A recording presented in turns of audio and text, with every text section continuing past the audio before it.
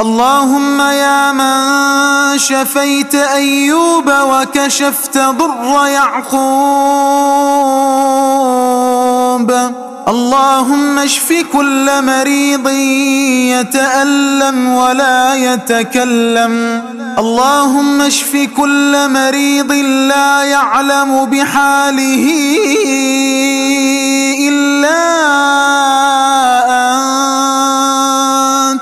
اللهم إني أسألك الشفاء لكل روح عجزت عن النوم بسبب المرض.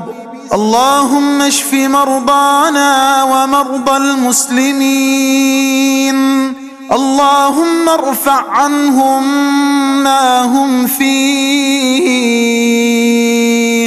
اللهم أفرغ عليهم وعلى أهليهم صبرا، اللهم وارزقهم الرضا بالقضاء